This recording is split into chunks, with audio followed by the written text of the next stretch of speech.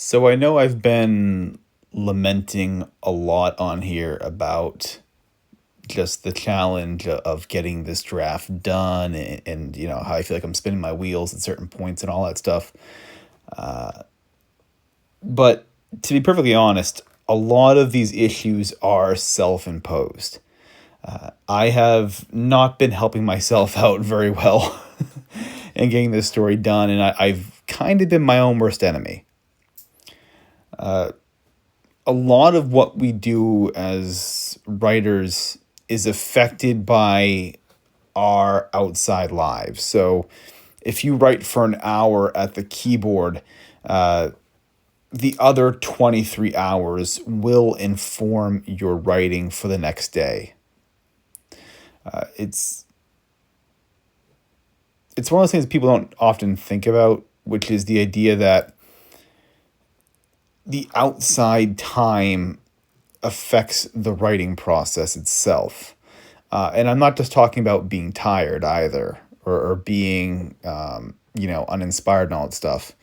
In a very real sense, our minds tend to desire just to think. Our minds tend to desire to have something occupying it. And a lot of good writing comes from being, for lack of a better term, empty-headed, sort of having a clear mind. Coming to the keyboard and not having a bunch of distractions, not thinking about a bunch of things in the back of your head is very, very helpful. Boredom is a writer's best friend. At least I think so. Boredom is where your imagination gets to play around. And it's something that we've lost a lot in this kind of modern era where we're constantly being kind of distracted with everything, it seems. And I am as guilty as anybody, especially as of late. And I think it's taken a huge, huge toll on me. I think that's why I've been struggling a lot, is just the idea that I'm constantly being distracted. I'm not getting a lot of time when I'm not at the computer to not be bothered by something. I have very, very little time to just sit and just clear-headed, just sit down and relax. I don't think I even have. I've done very little reading even in these past couple weeks, just for the kind of the same thing. It's this sort of self-imposed distractions of the world. I've been on my phone a ton as of late. I've even been playing some video games as of late as well.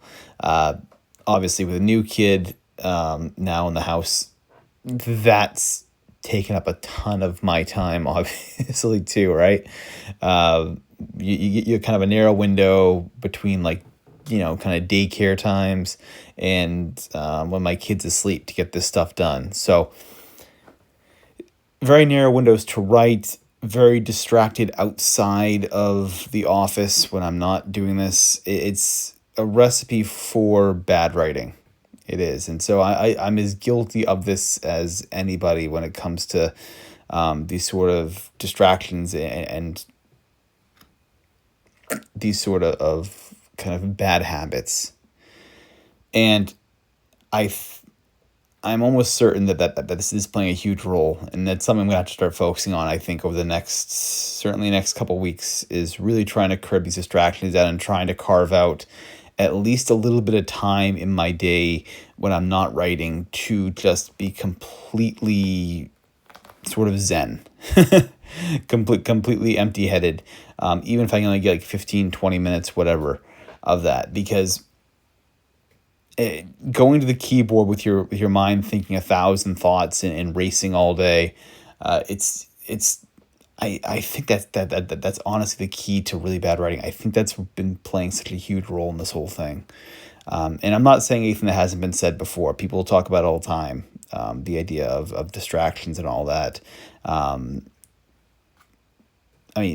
think for most people, even reading a book today would be very much a challenge. I had a client recently that was talking about that, how they used to love reading, but in the past, decade or so, they just haven't. And they say, the reason why is it's just too boring. They can't just sit down anymore and just read.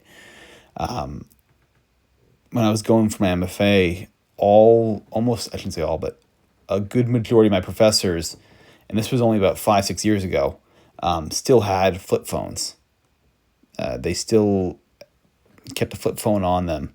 And I had asked why, and the general consensus was, part of it was they didn't want to be distracted by emails. They didn't want to be bothered by like emails, notifications, all that stuff. And so they had two phones. So they would keep a second phone for like, kind of emails, notifications, that kind of stuff.